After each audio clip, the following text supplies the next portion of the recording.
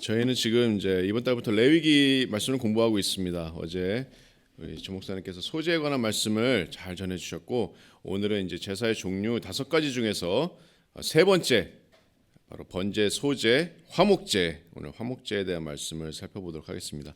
네, 우리 화목제에 대한 규례를 살펴보기 전에 여러분들이 레위기를 묵상하시면서 기억하셔야 될 그런 레위기 문맥을 다시 한번 짚고 넘어갔으면 좋겠습니다. 우리가 레위기를 조금 더 깊게 이해하기 위해서는 출애굽기를 떼놓고 이해하기가 쉽지가 않습니다. 출애굽기와 레위기는 아주 밀접하게 연관되어 있습니다. 우리 성경 읽기를 계속하고 계셨다면 우리 기억을 더듬으셔서 출애굽기 내용을 간략하게 한번 기억해 보겠습니다. 출애굽기 19장에서 24절 어떤 장면이 나오죠? 바로 시내산에서 하나님께서 이스라엘 백성과 언약을 맺으시는 장면이 바로 19장에서 24절에 나옵니다. 자, 왜 하나님께서는 이스라엘 백성을 애굽에서 건져내셔서 그들과 언약을 맺으셨을까요? 그 이유가 출애굽기 29장 46절에 기록되어 있습니다. 29장 46절에 기록되어 있는데 이렇게 말씀합니다. 출애굽기 29장 46절에 그들은 내가 그들의 하나님 여호와로서 그들 중에 거하려고 그들을 애굽 땅에서 인도하여 낸 줄을 알리라. 나는 그들의 하나님 여호와니라. 자, 뭐라고 말씀합니까? 내가 너희의 하나님 여호와인데 내가 너희를 주권적으로 택하였고 내가 너희의 하나님으로서 너희에게 거하기 위해서 너희 안에 너희 중에 거하기 위해서 너희를 애굽 땅에서 인도해낸 줄을 알리라. 자, 놀라우신 말씀입니다. 거룩하신 하나님께서 이 이스라엘 백성 가운데 거하고 싶어 하십니다. 그래서 그들을 인도해 내셨습니다. 자, 그래서 출애굽기 19장 24장 그 시내산에서 하나님과 언약을 맺으시고 이스라엘 백성과 언약을 맺으시고 이제 그들 중에 거하시려면 무엇이 필요하겠습니까? 거하실 처소가 필요합니다. 그래서 이제 25장에서 31장까지 이제 성막을 어떻게 지어야 되는지 그 성막에 대한 청사진이 이렇게 주어집니다. 이제 성소가 있고 또 하나님이 거하시는 지성소가 있고, 자, 그와 더불어서 어떤 제사장의 청사진도 주어집니다. 성막에서 일을 하는 사람들이 이런 사람들이 되어야 된다. 아직 제사장은 없지만 그런 제사장의 청사진이 주어집니다. 그리고 이제 32장 40장에서 성막의 설계도에 따라 실제로 성막이 완성이 됩니다. 그 40장에 성막이 봉헌되고 하나님의 영광의 임재가 그 성막 가운데 임하게 됩니다. 자, 그래서 레위기 1장 1절에 바로 전장이 이제 출애굽기 마지막 장 40장 이제 마지막 구절들에 하나님의 영광의 임재가 임하는 그런 장면이 있습니다. 40장 34절 말씀을 제가 한번 읽겠습니다. 출애굽기 40장 34절에 구름이 회막에 덮이고 여호와의 영광이 성막에 충만함에 35절 모세가 회막에 들어갈 수 없었으니 이는 구름이 회막 위에 덮이고 여호와의 영광이 성막에 충만함이었으며. 자, 회막과 성막 다 똑같은 말입니다. 자, 성막이 지어지고 하나님께 봉헌이 되어지는 그런 아주 기념비적인 순간입니다.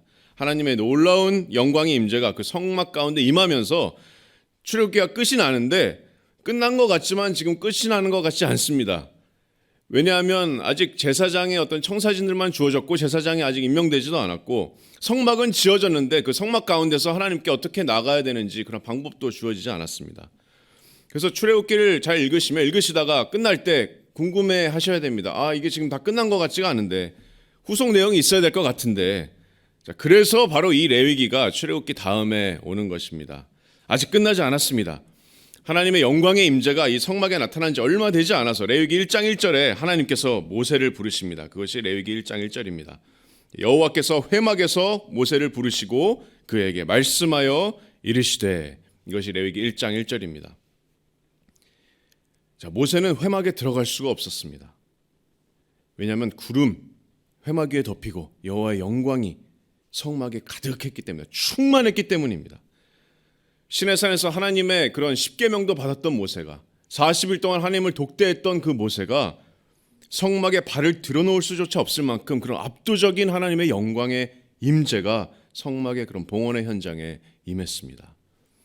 자, 이 거룩하신 하나님의 임재 앞에 감히 누가 거리낌 없이 나아갈 수 있겠습니까? 자, 하지만 그 가운데서 자비의 하나님께서 모세를 부르십니다. 여호와께서 회막에서 모세를 부르셨다. 그것이 레위기 1장 1절입니다. 그래서 이 거룩하신 하나님께서는 오늘날에도 동일하게 주님의 자녀들을 부르신다고 믿습니다. 우리가 어떤 마음가짐으로 거룩하신 하나님 앞에 나아가겠습니까? 여러분도 하나님의 영광을 구하시겠습니까? 모세를 회막에 들어가게 하지도 못했던 그 장엄한 주님의 영광을 바라고 구하고 또 사모하겠습니까?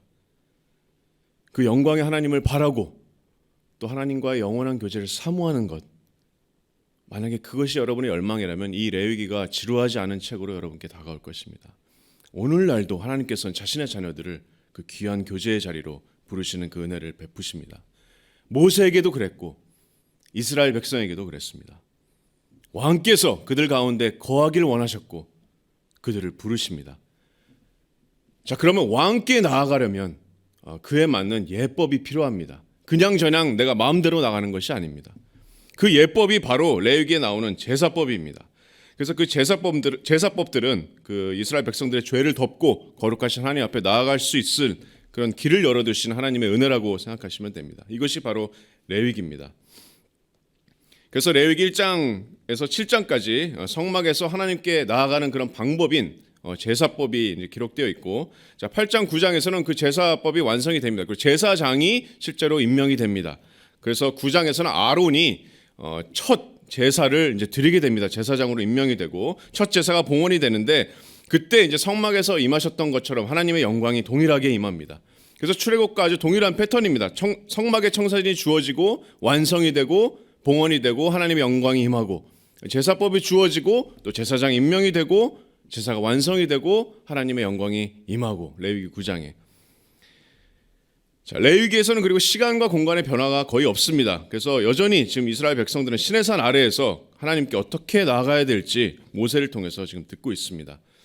자, 그래서 레위기 1장에서 7장에서는 그 목적에 따라서 제사법이 이제 5가지가 나오는데, 순서대로 이제 번제, 소제, 화목제, 속죄제, 속건제가 나옵니다. 그래서 이제 번제, 소제를 지나서 오늘은 이제 본문은 3장입니다. 화목제입니다.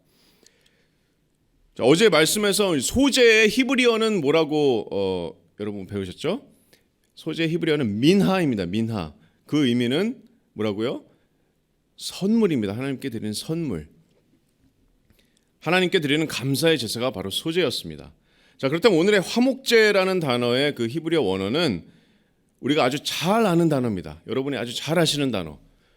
이 단어는 샬롬입니다. 샬롬. 샬롬이 무슨 뜻이죠? 샬롬의 뜻은 평화입니다. 평화, 화평. 자, 근데 화목제에만 유일하게 번제, 소제, 속죄제, 속건제 말고 화목제에만 유일하게 이 화평이라는 것이 복수형으로 쓰였습니다. 그래서 샬롬이 아니라 셸라밈이라는 단어로 쓰였습니다. 그래서 평화들이라고 우리가 생각할 수 있는데, 우리 한글 성경은 이것을 화목제, 개역개정 성경은 화목제라고 이제 번역했습니다. 그래서 화목제는 어떤 제사인지 이렇게 기억하시면 됩니다. 화목제는 하나님과의 화평, 또 그로 인해서 하나님과 기쁨의 교제를 누리는 것이 바로 화목제의 제사입니다. 화목제사입니다. 다시 한번, 하나님과의 화평, 또 그로 인한 거룩하신 하나님과의 기쁨의 교제를 누리는 것, 이것이 바로 화목제입니다.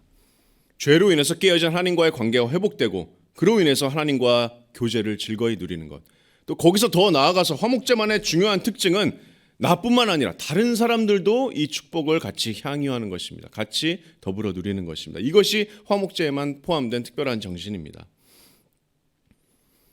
자, 이렇게 다른 사람들과 함께 축복을 이렇게 나누는 그 화목제만의 특징이, 그래서 샬롬이 아니라 복수형인 셜라미임이 쓰인 그런 것과 이제 무관하지 않다고 생각이 되는데, 자, 그럼 어떻게 다른 사람과 이 제사의 축복을 함께 누릴까요?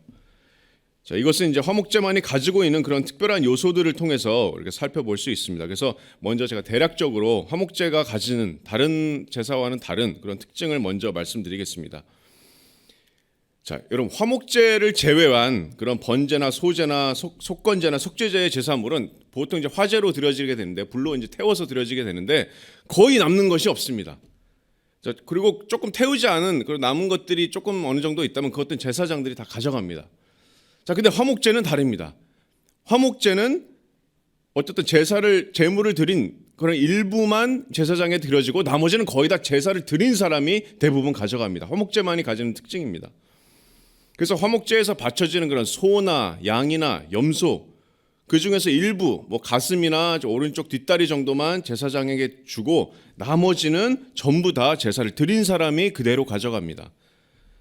이것이 화목제만의 특징입니다. 또 다른 이제 화목제의 특징은 이 화목제는 자원에서 드릴 수 있는 그런 제사였습니다.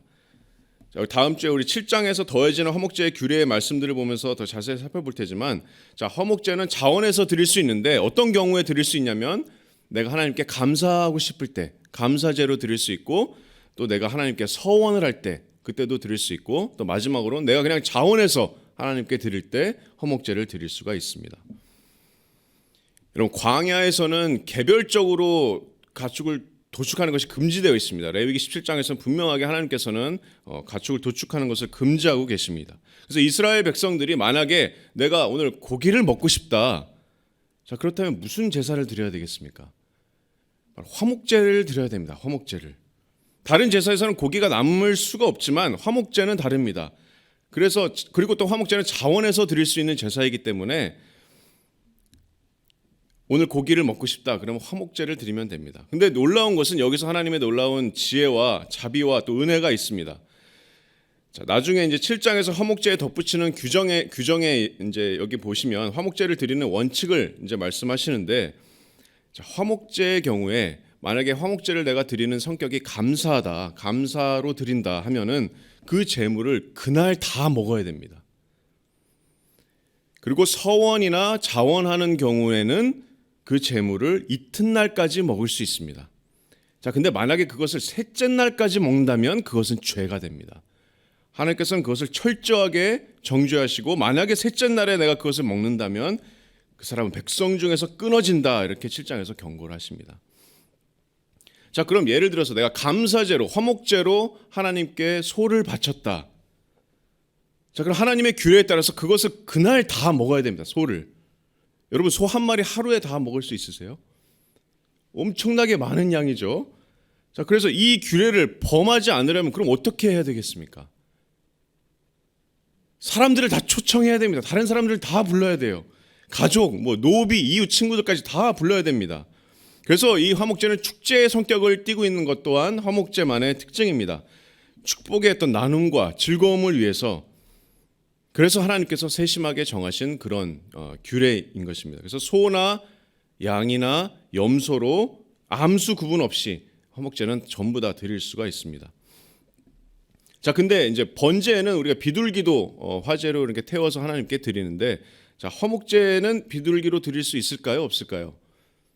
화목제는 비둘기로 드릴 수가 없습니다. 상식적으로 생각해 보면 내가 이제 감사제로 화목제를 드리는데, 그래서 주위의 친구들, 가족들을 전부 다 불러다 막 20-30명 모였는데 내가 이렇게 비둘기 한 마리를 딱 썰고 있으면 얼마나 그게 모양이 없겠습니까? 그렇죠? 먹을 양도 많지도 않고.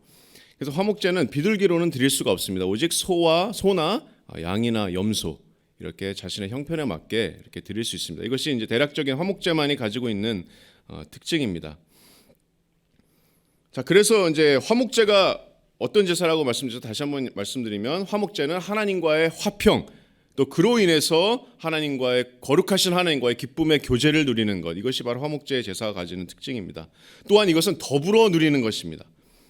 그래서 더불어 누리는 화목제의 특징은 다음 주에 이제 더 자세히 살펴보도록 하고, 오늘 본문을 보면, 오늘 본문은 성막에서 실제로 화목제사를 준행하는 그런 의식에 대한 예법에 대한 말씀입니다. 그래서 과연 어떤 식으로 화목제사가 진행이 되는지, 또 어떤 의미가 있는지 말씀을 통해서 살펴보겠습니다. 레위기 3장 말씀을 읽겠습니다. 레위기 3장 1절에서 5절까지 읽겠습니다. 거의 동일한 패턴이기 때문에 1장에서 5절까지 그 말씀을 제가 읽도록 하겠습니다. 레위기 3장입니다. 자, 사람이 만일 화목제 예물을 예물로 드리되 소로 드리려면 수컷이나 암컷이나 흠없는 것으로 여호와 앞에 드릴지니 그 예물의 머리에 안수하고 회막문에서 잡을 것이요, 아론의 자손 제사장들은 그 피를 제단 사방에 뿌릴 것이며, 그는 또 그 화목제의 제물 중에서 여호와께 화제를 드릴지니 곧 내장에 덮인 기름과 내장에 붙은 모든 기름과 두 콩팥과 그 위의 기름, 곧 허리 쪽에 있는 것과 간에 덮인 꺼풀을 콩팥과 함께 떼어낼 것이요, 아론의 자손은 그것을 제단 위에 불 위에 있는 나무 위에 번제물 위에서 살을지니 이는 화제라, 여호와께 향기로운 냄새니라. 아멘. 자, 여기서 구성은 아주 간단합니다. 3장의 구성은 화목제에 대한 의식의 예법인데 1절에서 5절까지는 이제 소를 드리는 그런 의식이고 6절에서 11절까지는 양을 드리는 그런 의식이고 또 12절에서 17절까지는 염소를 드리는 그런 의식입니다. 그래서 세 그런 의식이 다 동일한 패턴으로 이루어지고 있습니다. 자, 그래서 우리가 지금 읽은 이제 본 말씀을 한번 보면서 살펴보겠습니다. 어떻게 진행이 되는지. 자, 1절 말씀에 사람이 만일 화목제의 제물을 예물로 드리되 소로 드리려면 수컷이나 암컷이나 흠없는 것으로 여호와 앞에 드릴지니. 자, 감사제든 서원이든 자원이든 화목제를 준비하는 이스라엘 백성들은 가축을 고릅니다. 소나 양이나 염소나 형편에 맞게. 자, 그리고 번제를 드리려면 수컷만 골라야 되는데 화목제에서는 암수 상관없이 고를 수가 있습니다. 자, 그리고 이 제물은 말씀과 같이 흠없는 동물이어야 됐습니다. 조금이라도 흠결이 있거나 어디 하자 있는 동물은 제외되어야 했습니다. 그래서 철저히 검수해서 전혀 흠없는 것을 선별해서 가지고 나옵니다. 그리고 2절에 그 예물의 머리 위에 안수하고 회막문에서 잡을 것이요 아론의 자손 제사장들은 그 피를 제단 사방에 뿌릴 것이며. 자, 이 장면은 익숙한 장면인데 1장에서 기억하실지 모르겠지만 번제에 기록된 어떤 규례와 그런 절차와 아주 동일합니다. 자, 제사자는 예를 들어서 내가 양을 가져왔다면 그 머리 위에 안수합니다. 그래서 레위기 1장 4절을 보시면 이렇게 말씀합니다. 그는 번제물의 머리에 안수할지니 그를 위하여 기쁘게 받으심이 되어 그를 위하여 속죄가 될 것이라. 자, 이 번제의 제사물에 제사자가 안수하는 순간 이 제사자의 죄가 이 동물에게 전가가 됩니다. 그리고 죄가 전가된 이 제사물은 그 앞에서 죽음을 맞고 아론 자손의 제사장들에 의해서 그 피가 사방에 뿌려집니다. 자, 왜 피가 뿌려집니까? 이것은 속죄를 선언하는 피뿌림입니다. 레위기 17장 11절 말씀에 보시면 육체의 생명은 피에 있음이라. 내가 이 피를 너희에게 주어서 제단에 뿌려 너희의 생명을 위하여서 속죄하게 하였나니 생명이 피에 있으므로 피가 죄를 속하느니라. 이렇게 말씀합니다. 생명이 피에 있으므로 피가 죄를 속한다. 자, 나의 죄가 전가되고 이 동물은 죽음을 맞고 뿌려진 피가 그로 말미암아 뿌려진 피가 나의 죄를 속죄한다. 여러분, 이 의식은 무엇을 예표하는 의식입니까? 바로 예수 그리스도의 그 십자가 대속 사역을 예표하는 예식입니다. 바로 나의 죄가 십자가 위에 예수 그리스도께 전가가 되고 유월절의 양으로서 피 흘리신 예수 그리스도의 그 보혈이 나의 죄를 덮고 가리고 대속합니다. 십자가의 죽음이 우리의 죄를 대속합니다. 단 한 번의 제사로 믿는 자들의 죄의 속죄를 단번에 이루신 것이 바로 예수 그리스도의 십자가입니다. 그리고 그 대속은 영원한 것입니다. 그래서 레위기에서 엿볼 수 있는 예수 그리스도의 놀라운 십자가 사역을 볼 수가 있습니다. 이 거룩하신 하나님 앞에 나의 죄가 온전히 속죄가 되었을 때만이 거룩하신 하나님과 화평할 수가 있습니다. 그리고 하나님과 더불어 교제를 누릴 수가 있는 것입니다. 속죄 없이는 아무도 거룩하신 하나님께 나아갈 수가 없습니다.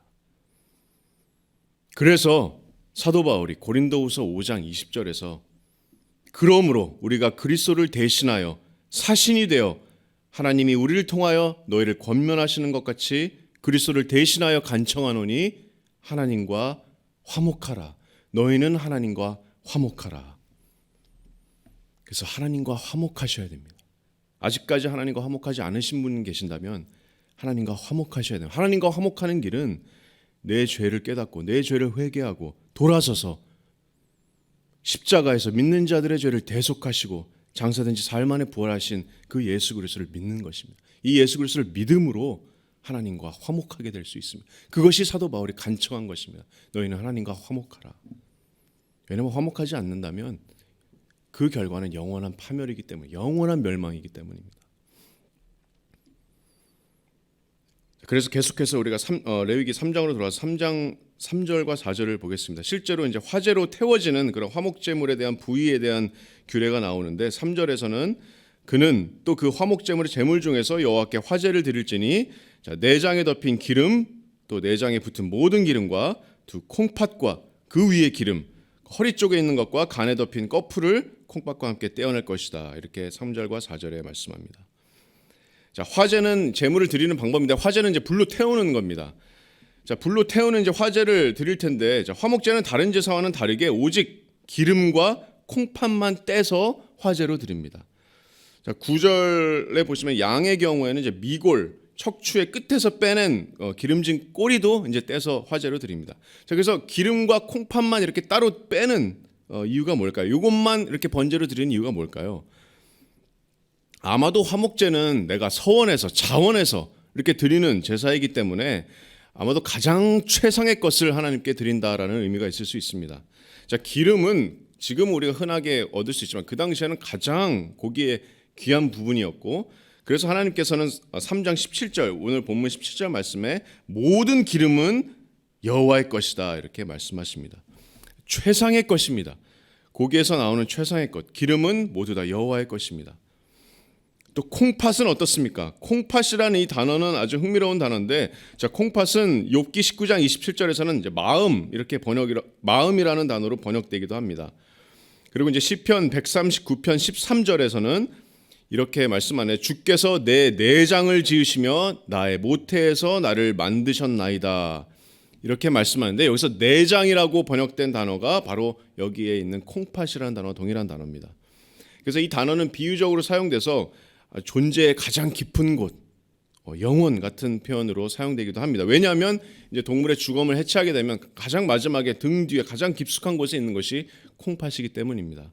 그래서 나의 완전한 모든 것, 가장 좋은 것, 나의 마음을 헌신하고 드린다라는 의미로 볼 수가 있겠습니다. 그래서 화제로 이렇게 가장 좋은 부위를 콩팥과 이 기름을 여호와께 불사르면 3장 5절에 그것은 여호와께 향기로운 냄새니라 이렇게 말씀합니다. 하나님께서 받으시는 향기로운 제사가 됩니다.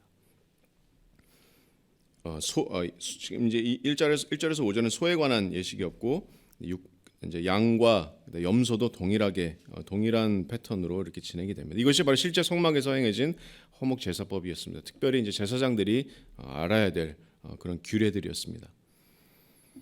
그래서 화목제의 핵심은 다시 한번 거룩하신 하나님과의 화평, 또 그로 인해서 누리는 거룩하신 하나님과의 교제의 기쁨입니다. 또 그 기쁨으로 말미암아 자원으로 감사로 서원해서 드리는 것이 바로 이 화목 제사였습니다.